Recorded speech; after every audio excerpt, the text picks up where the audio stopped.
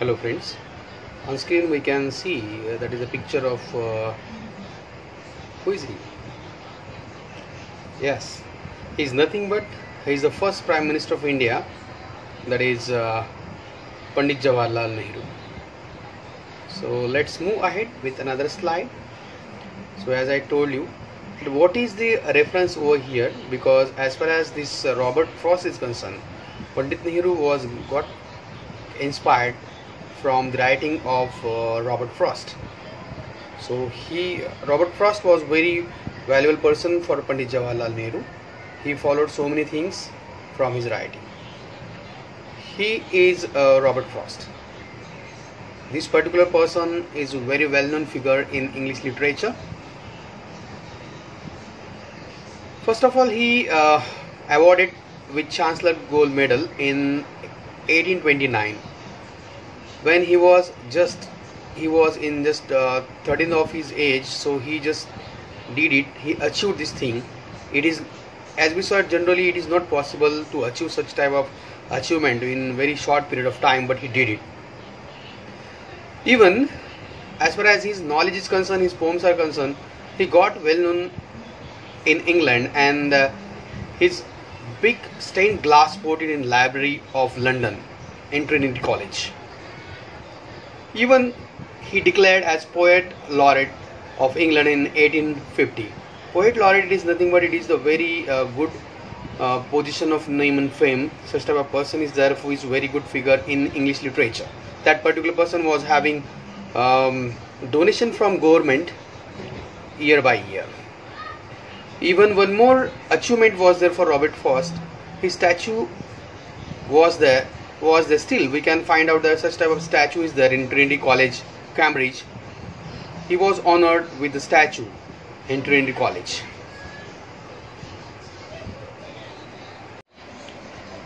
So, hi friends, since long time we are here. We are moving towards our literature part of Enchanting English for 8th standard. So as far as our syllabus is concerned, we completed one thing, that is Where Love is Goddess, and in this particular poem, it is very interesting poem. As far as themes of Robert Frost is concerned, he considered in his writing the theme of death, then joy, but here we can find the theme of Robert Frost, that is nothing but it is nature. So we can get information about what type of description is there of nature. We have to just enjoy each and everything in this particular part. First of all, you will have video regarding the poem, and after that you will get explanation in this. So this video quite longer, it may be around 1 hour, so please enjoy it, learn it properly. Okay, so wish you all the best. Let's move to poem. Hi student, I welcome you to this class. हम class 9th का lesson पढ़ रहे हैं. This is unit 6 in your book. ये एक poem है. Poem का नाम है the brook. It is written by Alfred Lord Tennyson. This is part 1 of this lesson. हम इस लेसन को 2 पार्ट्स में डिस्कस करेंगे और ये पार्ट 1 है. सबसे पहले थोड़ी सी इंट्रोडक्शन देती हूँ इस लेसन की. ब्रुक क्या होती है? Brook is a stream. आप देख सकते हैं एक छोटी सी पतली सी नदी जो बहती है उसे हम स्ट्रीम कहते हैं या फिर ब्रुक भी कह सकते हैं. बेसिकली ये जो पोएम है the brook, it is the story of a brook's journey. आपने कभी पहाड़ों में देखा होगा, जब आप हिल्स पे जाते हैं वहां पर छोटे छोटे झरने बहते हैं, तो ऐसे ही एक झरने की कहानी है. And the brook itself narrates its story and at places compares its journey to a man's journey of life. अब ये जो ब्रुक है, ये जो झरना है, ये खुद अपनी जिंदगी की कहानी हमें यहाँ पर सुनाएगा इस पोएम में. तो ये बहुत ही इंटरेस्टिंग, दिलचस्प और बहुत ही अलग टाइप की पोएम है, क्योंकि इस पोएम में जो नरेटर हैं वो खुद कुछ नहीं बता रहे, वो ब्रुक की कहानी ब्रुक द्वारा ही बता रहे हैं. So he has personified the book.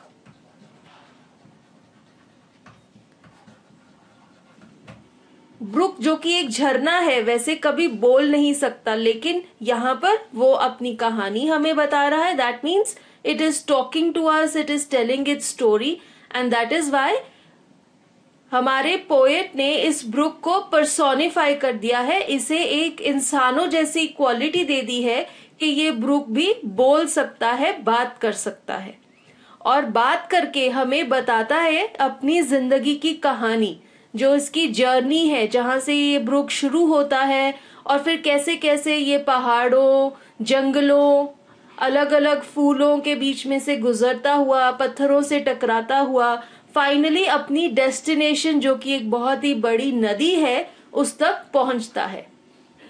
और कई जगहों पर ये ब्रुक कहता है कि इसकी जिंदगी एक आदमी की जिंदगी से अलग है। Now how is the life of a brook different from the life of a man? The brook says that the brook is for ever, it flows for ever, but a man's life is not forever, it is temporary, because men come and men go. Men are born and they die. They do not live forever. But the brook says that the brook keeps on flowing forever. और इसी तरह से बहुत सारी जगहों पर poem में Brooke ने अपने आप को एक आदमी की लाइफ के साथ कंपेयर किया है। So with this, let us begin this poem. First of all, let us see the topics which we'll cover in this poem. We'll talk about the poet Alfred Lord Tennyson. Then I'll give you a brief introduction of the poem. Then I'll discuss all the literary devices which you will come across in the poem. यहाँ पर मैं आपको इन literary devices की definition बताऊंगी, लेकिन जब जिस stanza में जो literary devices use हुए हैं उनको हम individually वहीं पर discuss करेंगे. Then it will be followed with the poem and its explanation. Then there's a summary and the question and answers. So let us begin. First of all, the poet Alfred Lord Tennyson. He was born in the year 1809 in Lincolnshire, England, and he died in the year 1892. अब आप देख सकते हैं इनके नाम में ये Lord है, ये क्या है? इंग्लैंड में खिताब दिया जाता था क्वीन के टाइम में, बहुत ही जो रॉयल लोग थे उनको लॉर्ड या फिर सर का खिताब दिया जाता था। तो इनको ये खिताब दिया गया था क्वीन विक्टोरिया के टाइम में, एक बहुत ही फेमस पोएट थे इंग्लैंड में। Lord Tennyson was born in Lincolnshire. Lincolnshire एक छोटी सी जगह है इंग्लैंड में। He was poet laureate for over 40 years। इन्हें ये पद्धति दी गई थी 40 साल के लिए, and that shows that he was a very great poet of his times. Tennyson is representative of the Victorian age. Queen Victoria के टाइम को हम कहते हैं विक्टोरियन एज, और उस टाइम पे जो पोएट्री होती थी, he is one of the most famous poets of that time. His skilled craftsmanship and noble ideals retained a large audience for poetry in an age when the novel was engrossing more and more readers. Tennyson इतनी अच्छी poetry लिखते थे कि हालांकि उस time पर ज्यादातर लोग नॉवेल्स पढ़ने लग गए थे, लेकिन उनकी पोएट्री के लिए फिर भी एक बहुत ही बड़ी ऑडियंस थी, यानी कि बहुत सारे लोग थे जो कि उनकी पोएट्री को पढ़ते थे और सराहते थे, एंजॉय करते थे। एंड सो इवन दो उन टाइम्स में नॉवेल्स का ज्यादा ट्रेंड था, उनकी पोएट्री भी बहुत ज्यादा फेमस थी। Tennyson's real contribution lies in his shorter poems, यानी कि छोटी छोटी जो इन्होंने पोएम्स लिखी वो ज्यादा फेमस थी, और उनके नाम है the lady of chalet, the princess, Ulysses, the palace of art etcetera. यहाँ पर आप देख सकते हैं ये उनकी ज्यादा फेमस शॉर्टर पोएम्स हैं। His fame rests on his perfect control of sound, the synthesis of sound and meaning, the union of pictorial and musical representation. Tennyson की जो पोएम्स है उसमें आप देखेंगे बहुत ही यूनिक राइम है, राइम स्कीम बहुत यूनिक है, और उन्होंने साथ ही साथ साउंड का यूज किया है। ये भी एक लिटरेरी डिवाइस है जिससे आप पोएट में और ज्यादा ड्रामा डाल सकते हैं। And he has used pictorial and musical effects also. तो उनकी जो पोएम्स थी वो इसलिए इतनी ज्यादा सराही जाती थी क्योंकि उनको वो एक लाइव फील देते थे, ऐसे लगता था कि वो रियलिस्टिक सीन वहां पर क्रिएट हो गया है। Here is a brief introduction of this poem. In this poem, the poet is narrating a Brooks story in the first person. First person means कि जो ब्रूक है वो खुद अपनी कहानी यहाँ पर सुना रहा है. He has personified the stream and it talks of its beginning, the journey through various landforms and finally its destination which is the river. तो इस पोएम में जो स्ट्रीम है, जो ब्रूक है, वो अपनी जर्नी की कहानी सुना रहा है. पहले वो कहाँ से शुरू होती है, फिर वो कैसे कैसे अलग अलग landforms, hills, mountains, villages, farms में से गुजरती हुई फाइनली अपनी डेस्टिनेशन, जो कि एक नदी है बहुत बड़ी, वहां तक पहुंचती है. The poet compares a man's journey of life to the brook's journey. कई कई जगहों पर इंसान की जर्नी को, इंसान की जिंदगी को इस ब्रूक की जर्नी के साथ कंपेयर किया गया है. The brook is eternal and flows for ever, whereas man is transient, man is temporary, short-lived. Brook ये कहती है that ब्रूक flows forever, वो हमेशा बहती रहती है. बट जो मैन है, ह्यूमन बीइंग है, उसकी लाइफ टेम्पररी होती है. वो इस धरती पे आते हैं, बॉर्न होते हैं और फिर मर जाते हैं. The brook says that men come and go, but it stays forever. So this is the main comparison, the main emphasis जो ब्रूक यहाँ पर लेकर रही है. The main difference between man and this brook is that men come and go, they are temporary, but the brook is forever, it is eternal.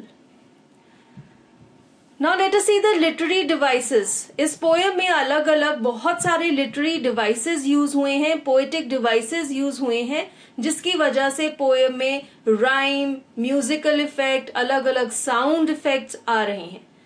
तो वो क्या क्या लिटरेरी डिवाइसेस हैं? फर्स्ट है personification. What is personification? A non human object और an animal is given the ability to behave like a human. यानी कि एक नॉन लिविंग थिंग या फिर किसी जानवर को आप कोई ऐसी क्वालिटी दे देते हैं, एक ऐसी एबिलिटी दे देते हैं that it can behave like a human being. So what are the basic differences between a human being and animal or non-living things? Human beings can think, they can speak, they can feel, they can see, they can hear. तो एक non-living thing यहाँ पर क्या है? Brooke, जो कि एक stream है, एक छोटा सा झरना है, उसे पर्सोनिफाई कर दिया है क्योंकि वो खुद अपनी स्टोरी बता रहा है. So it is speaking, it is talking. तो स्पीकिंग क्या है? ये एक ऐसी क्वालिटी है जो ह्यूमन बींग्स के पास होती है. Human beings can speak, but here this non living thing, this brook is also speaking, so it has been personified. The next literary device is alliteration. Alliteration क्या होती है? It is the repetition of a consonant sound in the beginning of two or more consecutive words. Consecutive means एक के बाद एक इकट्ठे sequence में. Now I have told you repetition of a consonant sound. So I'll tell you what is a consonant. English alphabets कितने होते हैं? 26 alphabets है English में. उसमें से 21 alphabets है consonants. And the remaining 5 alphabets are vowels. Vowels क्या है? A, E, I, O, U. और इन पांचों के अलावा बाकी जो अल्फाबेट्स हैं they are consonants. Now when I say a consonant sound means आप जब सेंटेंस बोलते हैं तो जो आवाज आएगी साउंड की, that is a consonant sound. Means it cannot be a, E, I, O, U sound. In 5 sound के अलावा कोई जो साउंड है उसे हम कॉन्सोनेंट साउंड कहेंगे. तो जब कोई 2 या 2 से ज्यादा जो शब्द हैं उनका जो फर्स्ट साउंड है, बिगिनिंग साउंड है, अगर वो कॉन्सोनेंट साउंड है और वो रिपीट हो रहा है 2 या 2 से ज्यादा वर्ड्स में, उसे हम कहते हैं एलिट्रेशन. एलिट्रेशन यूज होती है उसमें एक पोएटिक इफेक्ट लाने के लिए. एग्जाम्पल देखिए एलिट्रेशन का. सडन सैली. अब ये दोनों वर्ड्स इकट्ठे हैं और इसमें देखिए सबसे पहले कॉन्सोनेंट साउंड सडन में क्या है? स. और सैली में भी स. तो यहां पर स साउंड रिपीट हो रहा है इन दोनों कंसेक्यूटिव वर्ड्स में.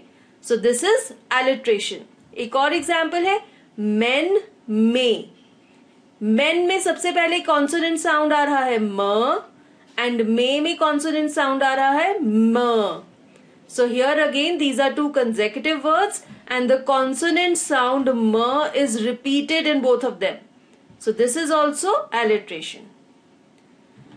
Third literary device है repetition. Repetition is any word or a sentence may be repeated and it can be repeated in the same stanza or in the poem. Poem में कहीं भी वो कोई sentence है वो repeat हो सकता है या फिर एक ही स्टैंजा में एक वर्ड को भी रिपीट किया जा सकता है. What is the purpose of repetition? It is to emphasize or to create rhyming effect. या तो आप किसी बात पर जोर डालना चाहते हैं इसलिए उसे रिपीट करते हैं, या फिर आप पोएम में पोएटिक इफेक्ट, एक राइम क्रिएट करना चाहते हैं इसीलिए आप बार बार किसी सेंटेंस को रिपीट करते हैं. नेक्स्ट लिटरेरी डिवाइस है इन्वर्जन. इन्वर्जन में क्या होता है? It is the structure of a sentence is reversed. Reversed means उल्टा कर देना. स्ट्रक्चर ऑफ अ सेंटेंस क्या होता है? पहले सब्जेक्ट आता है और उसके बाद सेंटेंस में ऑब्जेक्ट आता है. Subject is the doer of the action and object is the receiver of the action. अब इन्वर्जन में क्या होता है? सब्जेक्ट बाद में आता है और ऑब्जेक्ट पहले आ जाता है. The object is placed before the subject to lay emphasis and create distinction.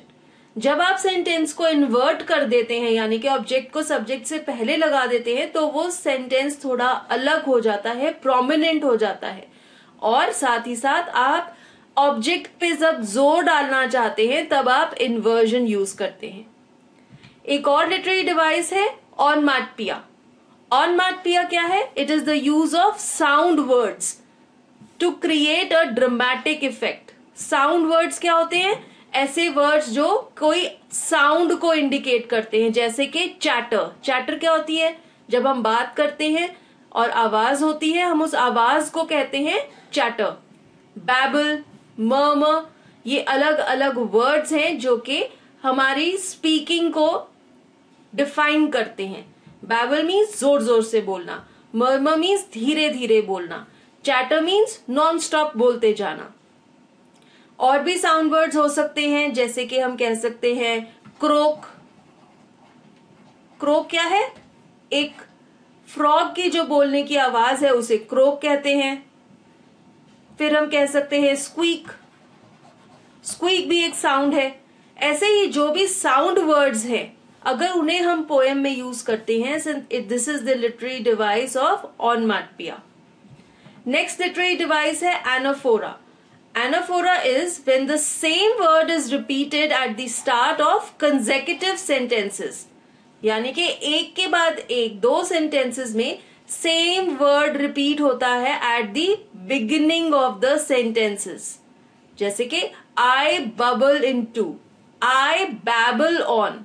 So here I is repeated in both these consecutive sentences. This is anaphora. एक और literary device है antithesis. Antithesis means that words which contrast or have the opposite meanings are used. Poetry में कई ऐसे words use होते हैं जिनका opposite meaning होता है, जैसे कि come, go, in, out. We all know that they are opposites, and when these two words are used together or near to each other in the poem, this is the literary device of antithesis. The next device is syndeton. Syndeton is a style of writing in which conjunctions are not used in the sentence. हम sentences में words को join करने के लिए conjunctions use करते हैं, लेकिन अगर आपके सेंटेंस में कंजंक्शंस नहीं यूज हुए, so this is the literary device of syndeton. Example देखिए, आई slip, I slide, I gloom, I glans.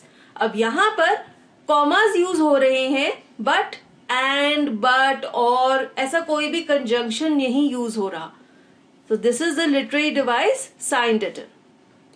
Now with this let us begin the poem and the explanation of the poem also. Okay, let us begin with this first stanza, stanza number 1. I come from haunts of coot and hern. I make a sudden sally and sparkle out among the fern to bicker down a valley. First of all, let us know the word meanings.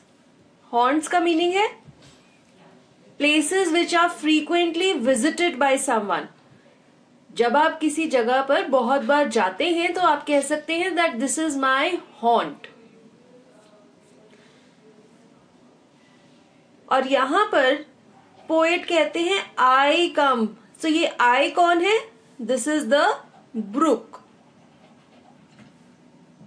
So here the brook is talking to us. जैसा मैंने आपको पहले भी बताया है, The brook is being personified. वो खुद अपनी स्टोरी हमें सुना रही है, अपनी जर्नी हमें बता रही है. तो सबसे पहला वर्ड जो पोएट ने इस पोएम में यूज किया है I, that is for the brook. So the brook says that the brook comes from haunts. Haunts means the places which are frequently visited by what? By coot and hern. So what is a coot? Coot is a type of water bird with a white spot on the forehead. आप यहाँ पर देख सकते हैं ये duck है, इसके forehead पे कैसा निशान है. This is a coot. And what is a hern? Hern is used for heron. Heron is also a kind of water bird. आप देख सकते हैं ये जो bird है crane जैसा, this is a heron. अब इसके स्पेलिंग्स वैसे क्या होते हैं HERON, but the poet has used HERN. This is a poetic licence. Poetic licence means that the poet has this permission, this licence to change the spellings. Why has he done this? In order to create rhyme with fern. Hern और fern को rhyme करने के लिए उन्होंने हेरन के नाम में से ओ को हटाकर HERN लिखा है. Further, the brook says, I make a sudden sally. What is a sally? I emerge suddenly. तो जहां से ब्रुक शुरू होता है, स्ट्रीम या झरना जहां से बहना शुरू होता है, उस जगह से वो कहती है कि मैं एकदम से इमर्ज हो जाती हूं. And sparkle out among the fern. आप यहाँ पे देख सकते हैं ये जो हरे रंग के पौधे हैं, these are ferns. Ferns are green colored plants. They don't have any flowers. So it is all just green, dull green, various shades of green. तो जैसे यहाँ पर आप देख सकते हैं कितने सारे ग्रीन ग्रीन प्लांट्स हैं, फर्न्स लगे हुए हैं. यहाँ से एक ब्रुक की जर्नी शुरू होती है. And the brook says I sparkle out. Sparkle means to shine. देख सकते हैं कैसे ये ग्रीनरी में, इस बैकड्रॉप में ये पानी कैसे चमक रहा है. So the brook says that when it starts flowing, it shines in the backdrop of these green fern plants. To bicker down a valley. Bicker means here the brook wants to say that it flows down with a lot of noise. Bicker का मतलब होता है जब हम बात करते हुए बहुत ज्यादा आवाज करते हैं, बहुत ज्यादा शोर करते हैं. That is bicker. So the brook says that when it flows down, it also makes a lot of noise and it is flowing down a valley. Valley जिसे हम खाई कहते हैं. पानी अगर बहुत ज्यादा स्टीप जो स्लोप होती है, ढलान होती है, वहां से जब बहता है उसकी स्पीड बहुत ज्यादा तेज होती है. तो वो जब बहता है बहुत तेज स्पीड पे तो वो बहुत ज्यादा नॉइज करता है. So this is what the brook is saying in this first stanza, from where it begins its journey. वो कहती है जहां पर कूट और हेरन्स रहती हैं वहां से मैं ऑल ऑफ अ सडन बाहर निकलती हूं और मैं बैकड्रॉप में, जो फर्न्स की बैकड्रॉप है, उसमें शाइन करती हूं और बहुत ज्यादा नॉइज करती हुई खाई से नीचे बहती हूं. Now let us see the poetic devices. We'll discuss कि फर्स्ट स्टैंजा में क्या क्या पोएटिक डिवाइसेस यूज हुए हैं. The first one is personification. Personification क्या है ये मैं आपको पहले भी बता चुकी हूं. When the poet makes a non-living thing or non-human thing behave like a human being. यहाँ पे किस चीज को पर्सोनिफाई किया गया है? ब्रुक को, which is a stream, which is a झरना. But here it is talking to us, it is telling us its own story. जब पोएट यहाँ पर कहते हैं I, This is used for this brook, and so this brook has been personified. The next poetic device is alliteration. Alliteration क्या है ये भी हम डिस्कस कर चुके हैं. The repetition of consonant sound in the beginning of two or more consecutive words. यहां पर alliteration यूज हो रही है. Sudden Sally. स कॉन्सोनेंट साउंड रिपीट हो रहा है इन दोनों वर्ड्स में. एक और पोएटिक डिवाइस है ऑनमाटपिया. ऑनमाटपिया क्या है? साउंड वर्ड्स को जब आप यूज करते हैं पोएम में in order to create dramatic effect. और यहां पर example of onomatopoeia is when the poet says beaker.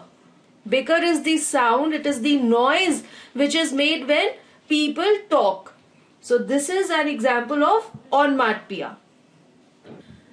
Now one more thing before we go ahead, let us see the rhyme scheme. जो rhyme scheme है ये पूरी poem में यही rhyme scheme follow की है पोएट ने. And the rhyme scheme is A B A B. When I say this A B A B, I mean that A sound repeat हो रहा है लाइन 1 और लाइन 3 के एंड में, और B साउंड रिपीट हो रहा है लाइन 2 और लाइन 4 के एंड में. तो क्या राइमिंग है यहां पर देखते हैं. Hern and fern, these two words are rhyming with each other. And sally and valley, both of these are also rhyming with each other. So line 1 and line 3 they are rhyming. This is A. And line 2 and line 4 are rhyming B. So the rhyme scheme is A, B, A, B. Now let us move on to the next stanza, stanza number 2. By 30 hills I hurry down, or slip between the ridges. By 20 thorps, a little town, and 100 bridges. अब यहां पे book क्या कहती है? By 30 hills. So 30 is the number 30. यानी कि वो कहती है कि वो 30 हिल्स को पार करती है. By 30 hills I hurry down. जब वो पहाड़ियों पर से बहती है तो बहुत तेज हो जाती है उसकी speed, and that's why the brook says, here I refers to the brook, the stream. It says that by 30 hills, I cross 30 hills and I hurry down. So it has a lot of speed when it is flowing down the hills. Or slip between the ridges. Now what are ridges? Ridges are long narrow hilltop or range. ये देख सकते हैं आप, यहाँ देखिए ध्यान से इस इमेज में, ये जो हिल है इसके ऊपर की जो एज है, this narrow edge of the hill top, तो ये क्या है? ये एक माउंटेन रेंज है, कंटिन्यूअस रेंज है, और इसकी जो ऊपर की एज है, किनारा है, that is the ridge. So the brook says that it slips between the ridges. जब वो इन पहाड़ियों को क्रॉस करती है, इन पर से फ्लो करती है, तो वो अपने रास्ते में अलग अलग रिजेस पर से भी फिसलती हुई बहती जाती है. By 20 thorps. What is a thorp? It is a village. ये ancient word है, आजकल यूजेज में नहीं है, but it is used for a village. It means a village. So the brook says that it flows through 20 thorps. तो उसके रास्ते में 20 गांव भी आते हैं. And a little town. Town क्या? एक छोटा सा शहर. जैसे आप यहाँ देख सकते हैं, ये छोटा सा शहर है और यहाँ से आराम से कामली ये जो ब्रूक है ये बह रही है. And 100 bridges. 100 means 50. So the brook flows through 50 bridges also. Here also you can see 1 bridge is there, जिसके नीचे से ये ब्रूक बह रही है. और ऐसे ही ब्रूक की जो जर्नी है, ब्रूक का जो रास्ता है, उसमें वो 50 ऐसे ब्रिजेस के नीचे से बहती है.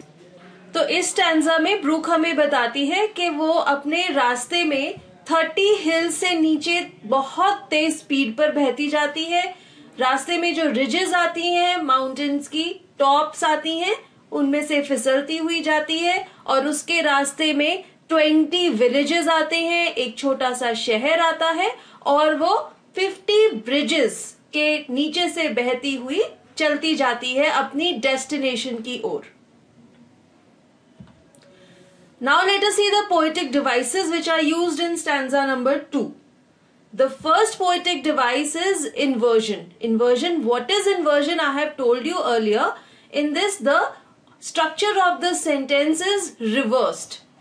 Reversed means that the subject is put behind the object. अब यहाँ पे inversion use हुआ है first sentence में. By 30 hills, I hurry down. अब इस सेंटेंस में सब्जेक्ट क्या है? I. The brook. The brook hurries down 30 hills. So 30 hills is the object.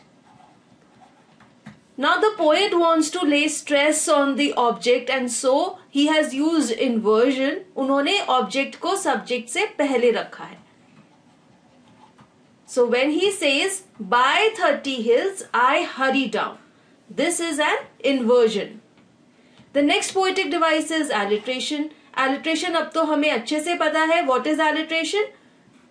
The consonant sound with which two words begin is repeated in two consecutive words. So here alliteration is used here when he says half 100.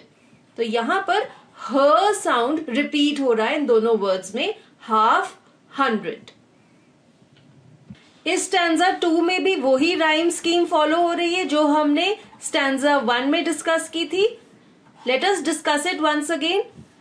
A B A B.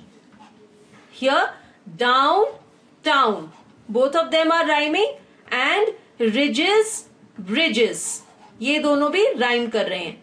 तो यहाँ पे फिर से rhyme scheme वही है, down town ridges bridges. Now let us come to stanza 3. Till last by Philip's farm I flow to join the brimming river. For men may come and men may go, but I go on forever. So here in this third stanza, what the brook says? It says, till last by Philip's farm I flow. Again, I is the brook. It says that at last, finally, I flow by Philip's farm. अब Philip कौन है? ये कोई भी farmer है, कोई भी किसान है जिसका ये खेत है. आप यहाँ पर देख सकते हैं, ये है फिलिप. तो यहाँ पे ब्रुक किसी पर्सन को इनफैक्ट ऐसे नहीं पॉइंट कर रही कि ये फिलिप है तो इसके साथ कोई रिलेशन है ब्रुक का. वो जनरल किसी भी इंसान की बात कर रही है कि कोई भी ये फार्मर है, इसका नाम है फिलिप और इसके फार्म के पास से मैं फ्लो करती हूं, मैं बहती हूं. To join the brimming river. So finally this is the destination of this brook. The destination of the brook is this brimming river. What do we mean by brimming? Brimming means it is full of water up to the brim. Brim क्या होता है? जो ऊपर का as होता है, top. तो जो रिवर है वो क्या है? पानी से भरी हुई है, फुल ऑफ वाटर है. तो यहाँ पे जब पोएट कहते हैं ब्रिमिंग रिवर, तो ये वो कहना चाहते हैं कि ये जो ब्रूक है, छोटा सा झरना है, इसमें तो थोड़ा सा पानी है और इसकी जो डेस्टिनेशन है, जो नदी है, वो पानी से भरी हुई है. So this also shows prosperity. Prosperity कैसे? कि ये जो छोटा सा झरना है जिसमें थोड़ा सा पानी है, ये बहता हुआ अपनी डेस्टिनेशन की तरफ जा रहा है और उसकी डेस्टिनेशन क्या है? एक बहुत बड़ी नदी जो कि पानी से भरी हुई है. So the small stream which has a little water is flowing towards this river which is full of water. So it is going towards prosperity. It is going towards growth and development. Then the brook says, for men may come and men may go, but I go on forever. अब ये जो 3 lines हैं इस stanza में, to join the brimming river, for men may come and men may go, but I go on forever. ये 3 lines, these are the main crux, the main message which the Brook wants to give us in this poem. This is the Brook's destination, the brimming river. This is where the Brook is going to. It is going towards this river which is full of water. It is going to prosperity, towards development, towards improvement. And then Brook अपने आप को आदमी के साथ, human beings के साथ compare करती है. वो कहती है men may come and men may go.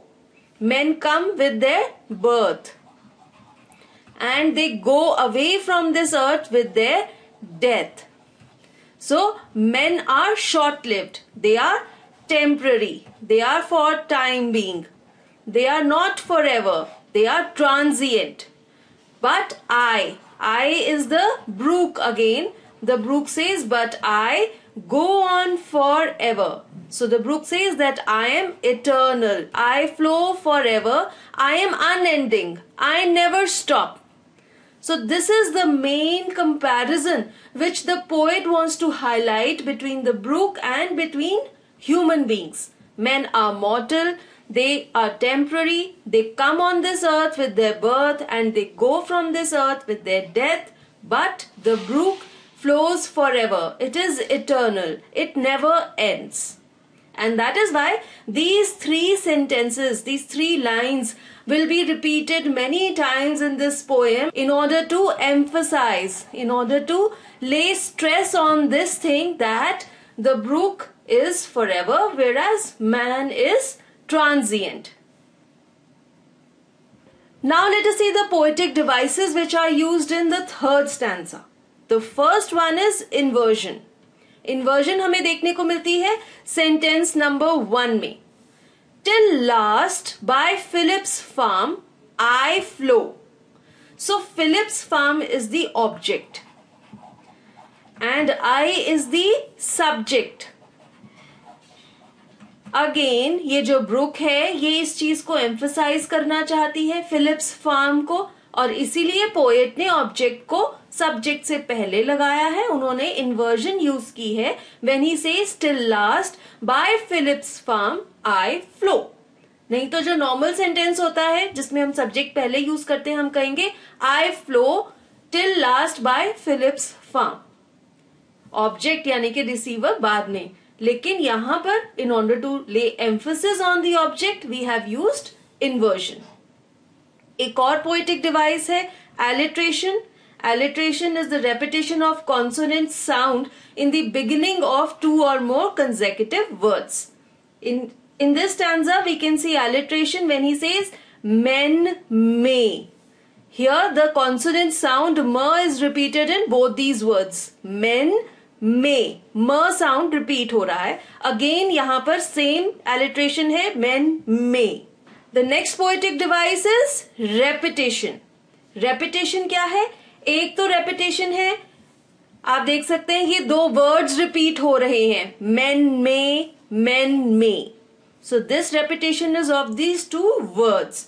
और एक और repetition है, 3 lines की repetition है which are repeated in next stanzas number 6, 9 and 13 also. जब आप ये स्टैंजास पढ़ेंगे तो वहां पर आप इन तीनों लाइंस की रेपिटेशन देखेंगे. तो 2 तरह की रेपिटेशन हुई है इस स्टैंजा में. एक तो है men may and the second is of these 3 lines to join the brimming river, for men may come and men may go, but I go on forever. These lines are repeated. They come in stanza number 3, 6, 9 and 13. The next poetic device is antithesis. Antithesis क्या होता है ये भी हम पहले discuss कर चुके हैं, but I'll tell you once again. When 2 words or 2 terms are used which have the opposite or contrast meanings, that is called antithesis. और ये जो दोनों words होते हैं ये close connection में, यानी कि अब एक दूसरे के बहुत पास यूज होते हैं किसी स्टैंजा में, that is antithesis. तो यहां पे एंटीथीसिस कहां पे यूज हो रहा है? When the poet says come, go. So come and go are opposites. So we can say that the instance of antithesis is come and go. And in this stanza number 3 also, the same rhyme scheme has been followed as we have discussed in the previous 2 stanzas. A, B, A, B. Let us see how the words are rhyming. Flow, go. Both of these are rhyming with each other. And river, ever. तो ये जो rhyme scheme है A, B, A, B, पूरी poem में poet ने इसी rhyme scheme को follow किया है. A, B, A, B. Here the words are flow, go, river, ever. Now let us come to stanza number 4. First we'll read it. I chatter over stony ways in little sharps and trebles. I bubble into edding bays. I babble on the pebbles. Now here again in this stanza, the brook is telling us about its journey. वो कैसे अलग अलग landmarks को cross करती है और वो क्या क्या आवाजें करती है. अब ये जो सब वर्ड्स हैं, chatter, trebles, babble, these are all sound words. It makes different noises when it passes through different landforms. Now here chatter means to talk. जब हम बात करते हैं, जब हम बोलते हैं तो जो आवाज होती है नॉन स्टॉप जब कोई बोलता है, we say ना, why are you chattering so much? You are a chatterbox. So you want to say that the person is very talkative, बहुत ज्यादा बातूनी है वो. So here the brook says that I chatter over stony ways. Now what are stones? Stones are very big rocks. बहुत बड़े बड़े जो पत्थर होते हैं, those are stones. So it says that when I cross big stones, I chatter. So I just make non-stop noise. I make a lot of noise when I cross stony ways, stony paths. And then it says in little sharps and trebles. What are trebles? Trebles are high-pitched tunes. तो जो book है, जब वो इन बड़े बड़े पत्थरों पे टकराती है तो वो क्या करेगी. देखिए, जब ये पानी बह रहा है, ये एक बड़े से पत्थर से टकराया तो इसने अपना रास्ता चेंज कर लिया. It turns into sharps. वो एकदम से बहुत ही शार्प, बहुत ही तीखे मोड़ काटता है. सो whenever there is a big hurdle on the way of this brook, what the brook does? It changes its path with a sharp turn. And it makes a very loud, high-pitched noise. बहुत ही तीखी आवाज निकलती है book में से जब वो ऐसे किसी बड़े सी हर्डल को टकराती है. So it says that I chatter over stony ways in little sharps and trebles. I bubble into edding bays. Now a bay. What is a bay? Bay is a landform जहां पर all of a sudden बहुत बड़ा area होता है, बहुत बड़ा area मिल जाता है ब्रुक को, स्ट्रीम को बहने के लिए. तो जब ऐसे ही ये ब्रुक एकदम से एक बहुत ही वास्ट एरिया में आती है तो क्या होता है, पानी में एडिंग बेज में वो बबल करती है, उसमें बबल्स फॉर्म करती है. Adding means the spiral movement of the water. तो जब वो बेज में पहुंचती है वो बबल्स फॉर्म करती है, उस पे बुलबुले बन जाते हैं and the water starts moving in a spiral shape, जिसे हम घुमेरी भी कहते हैं. आपने देखा होगा पानी की सरफेस में क्या होता है, गोल गोल ऐसे वो वर्ल्स में फ्लो होने लग जाता है. ऐसी उसकी फॉर्मेशन होती है जब वो बेस में पहुंच जाती है, जहां पे बहुत बड़ा एरिया उसको मिल जाता है बहने के लिए. And then it says I babble on the pebbles. Now what is babble? Babble is a sound which is made when one talks gaily and loudly. And pebbles are small stones. तो यहाँ पे book कहती है कि जब मैं छोटे छोटे पत्थरों से टकराती हूँ तो मैं बड़ी ही हंसी मजाक से बड़े ही प्यार भरी आवाजें निकालती हूँ. तो इस स्टैंजा में ब्रुक क्या कह रही है, जब वो अलग अलग पत्थरों पे टकराती है तो उसमें से कैसी कैसी आवाजें निकलती हैं और वो कैसे अपना रास्ता बदल के ऐसे हर्डल्स को क्रॉस करती है. वो कहती है कि कभी तो जब मैं स्टोन से टकराती हूँ तो मैं चैटर करती हूँ, नॉन स्टॉप आवाजें करती हूँ और मैं तीखे मोड़ काट के बहुत जोर की आवाजें करके इन बड़े बड़े पत्थरों को क्रॉस करती हूँ। जब मैं बेस में पहुंचती हूँ, जहां पे मुझे बहुत सारा एरिया मिल जाता है बहने के लिए, तब मेरी सरफेस पे बबल्स बनते हैं, फोम बनती है और मैं स्पाइरल की शेप में बहने लग जाती हूँ।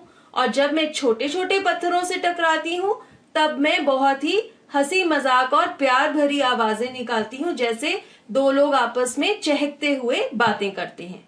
So these are the different kinds of sounds which this brook makes when it comes across different landforms on its way.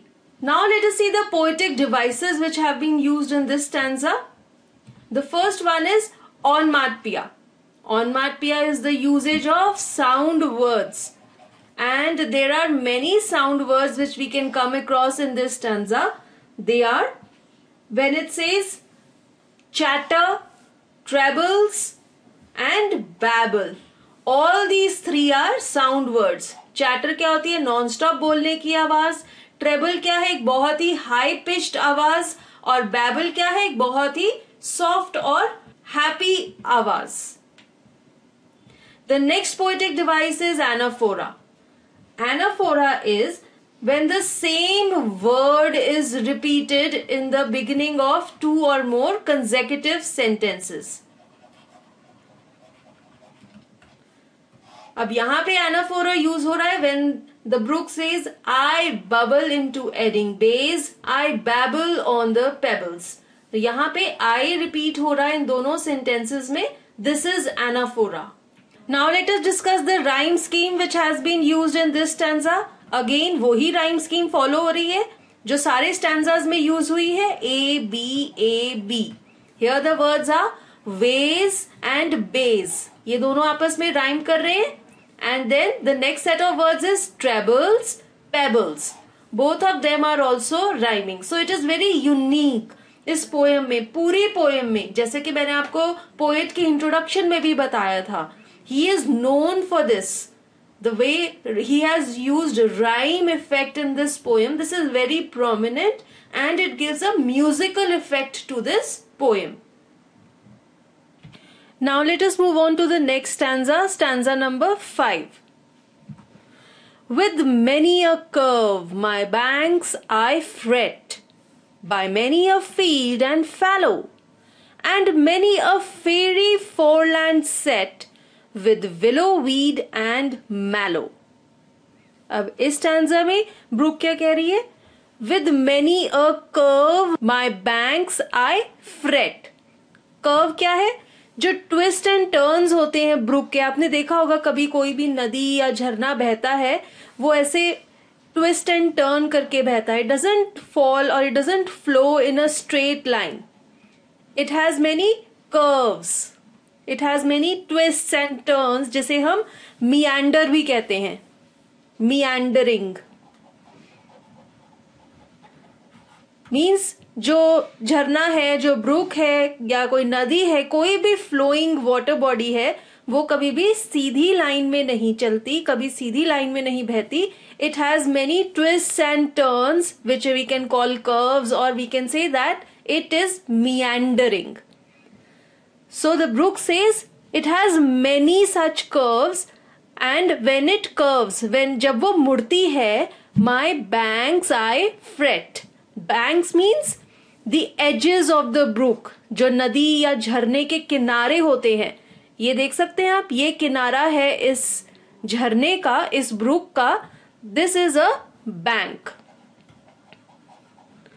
So it says that with many a curves, जब मैं ऐसे गोल गोल curves में मुड़ती हूं, ऐसे बहती हूं, तो मैं अपने किनारों को फ्रेट करती हूं. Freight means I gradually wear them of. जब ये पानी अपने किनारों से टकराता है, तो जो यहाँ की धरती है, ये जो किनारों की धरती है, ये धीरे धीरे धीरे धीरे पानी के बहाव की वजह से, पानी के टकराने की वजह से इरोड हो जाती है, वेयर ऑफ हो जाती है. धीरे धीरे यहाँ से धरती भी कम होने लगती है, फिसलने लगती है. एंड वो धीरे धीरे क्या होता है, ये जो धरती है, ये बहती हुई इस पानी में ही मिल जाती है. Then it says by many a field and fallow. Fallow क्या होता है? Fallow is a land which is left uncultivated to regain fertility. यानी कि कोई ऐसी जमीन जिस पे अभी कोई खेती ना की हो, खाली जो जमीन छोड़ी गई हो ताकि वो वापस से फर्टाइल हो जाए, उपजाऊ हो जाए, that is a fallow land. तो ये ब्रुक कहती है कि वो बहुत सारे खेतों को और ऐसी खाली जमीनों को पार करती है अपने रास्ते में. And many a fairy foreland set. Fairy क्या है? आपने फेरी टेल्स पढ़ी होंगी, जिन्हें हम कहते हैं कि ड्रीम स्टोरीज होती हैं, रियलिस्टिक स्टोरीज नहीं होती हैं, असलियत की कहानियां नहीं होती हैं, बनावटी कहानियां होती हैं जिसमें परियां होती हैं. ऐसी फेरी लैंड की सेटिंग्स भी वो क्रॉस करती है, यानी कि ऐसी सुंदर सुंदर जगहों को भी ये ब्रुक क्रॉस करती है जो कि ऐसे लगता है कि किसी परियों की कहानी की सेटिंग है. What is a foreland? Foreland is a piece of land that extends into the sea. जमीन का एक ऐसा टुकड़ा जो कि सपोजिटली ये समुंदर है, तो इसके अंदर वो बढ़ता हुआ ऐसे जा रहा है. That is a फोरलैंड. तो ये ब्रुक कहता है कि ब्रुक के रास्ते में ऐसी परियों के देशों की, परियों की कहानी जैसी जमीन भी आती है, बहुत ही सुंदर होती है, जहां पर विलो वीड एंड मैलो होते हैं. विलो वीड एंड मैलो क्या है? Willow weed is a kind of shrub and mallow is a plant with hairy stems and leaves and pink, white or purple flowers. तो ये ब्रुक कहती है कि जब ये ऐसी फेरी लैंड, परियों की कहानी वाली सेटिंग से गुजरती है तो वहां पर अलग अलग पौधे लगे हुए हैं जो कि हैं विलोज, जो कि एक तरह के छोटे छोटे प्लांट्स हैं, आप यहाँ देख सकते हैं. एंड मैलोज लगे हुए हैं. मैलोज क्या है? ये भी अलग अलग कलर के फूल देने वाले छोटे छोटे पौधे हैं, जैसे आप यहाँ पर देख सकते हैं. तो इस स्टैंजा में ब्रुक हमें बताती है कि वो बड़ी ही मटकती हुई, ऐसे आड़ी तिरछी घूमती हुई जाती है और अपने किनारों को धीरे धीरे अपने साथ ही मिला लेती है. और फिर वो बहुत सारे खेतों को पार करती है, बहुत सारी खाली जमीनों को पार करती है. उसके रास्ते में बहुत सारी ऐसी जगहें आती हैं जो बहुत सुंदर हैं और ऐसे लगता है कि परी की कहानी से वो जगहें ढूंढ के निकाली गई हों और उनमें बहुत सुंदर सुंदर फूल भी लगे होते हैं. Now let us see the poetic devices which have been used in this stanza. सबसे पहला पोएटिक डिवाइस है इन्वर्जन का. इन्वर्जन देखने को मिलती है लाइन 1 में. With many a curve my banks I fret. Now here the doer, the subject is I, the brook. लेकिन ये बाद में आ रहा है. And the object of the sentence many a curve, this is used before the subject. And so here the poet has used inversion because he wants to lay stress on the object. The next poetic device is alliteration. Alliteration is the repetition of the consonant sound in the beginning of 2 or more consecutive words. Alliteration आ रही है field, fallow. Here the sound fur is repeated. Again fairy, foreland. यहाँ पर भी fur sound repeat हो रहा है. और एक और इंस्टेंस है एलिट्रेशन का विद विलो वीड. यहां पर व साउंड रिपीट हो रहा है 3 वर्ड्स में, with willow weed. Now before we move ahead to the next stanza, इस स्टैंजा की भी राइम स्कीम डिस्कस करते हैं. जैसा कि हमने पहले भी देखा है, इसकी भी वही राइम स्कीम है, A B A B. Line 1 and 3 fret set, both of them are rhyming. And the next set is line 2 and 4, fallow, mallow. ये दोनों भी आपस में rhyme कर रहे हैं. So the rhyme scheme is A B A B. Now let us move ahead to the next stanza number 6. I chatter, chatter as I flow to join the brimming river. For men may come and men may go, but I go on forever. Now here the word chatter means to talk. जब हम बात करते हैं तो हम जो आवाज करते हैं that is called chatter. As I told earlier also, non-stop जो इंसान बोलता है that is called chatter, and here the brook says it refers to the noise which it makes when it flows. जब ये brook बहती है तो पानी की आवाज होती है और वो कह रही है कि मैं भी चैटर करती हूँ, मैं भी बातें करती हूँ जैसे कि मैं बहती हूँ. And the word brimming means it is full of water up to the brim. हमने ये चीज पहले भी डिस्कस की है जब यही सेंटेंसेस आए थे स्टैंजा 3 में. और जैसा कि तब हमने डिस्कस किया था कि ये जो तीनों लाइंस हैं, these are repeated in stanza 3, 6, 9 and 13. So in this stanza number 6, we can see the repetition of these 3 lines. The word brimming here means that the river is full of water. मुंह तक भरा होना. It is full of water. So in this stanza, the brook is saying that when it flows, it chatters, it makes a lot of noise, and it is flowing towards the brimming river, towards the river which is full of water, which is very prosperous, which is very developing, which is full of growth and happiness. So this is the destination of this brook. And then again the brook says that men may come and men may go. That is, men are transient, they are temporary, they die, they are born on this earth and then they die. But I, that is the brook, go on forever. So I am forever, I keep on flowing forever. The brook says that it is eternal, it does not end. Now with this, let us see the poetic devices that have been used in this stanza 6. The first poetic device is repetition. So repetition is of the 3 lines, that is 2nd, 3rd and 4th line. To join the brimming river, for men may come and men may go, but I go on forever. ये 3 lines stanza number 3, 6, 9 and 13 में repeat की गई हैं. Plus एक और repetition है in words की men may. We can also see repetition over here. I chatter. So this word chatter is repeated. So in this stanza we can see 3 instances of repetition. The next poetic device is onomatopoeia. Onomatopoeia is the usage of sound words. ऐसे words use करना जो किसी sound को denote करते हैं. And here the word is chatter. Chatter is the noise which is made when a person speaks. The next poetic device is alliteration. Alliteration is the repetition of consonant sound in the beginning of 2 or more consecutive words. Now here the instance of alliteration is men may. Here the sound m is repeated. Even here we can see men may. Another poetic device is antithesis. Antithesis is when opposite meaning words or contrast words are used in close conjunction in the poem. So here the instance of antithesis is come and go.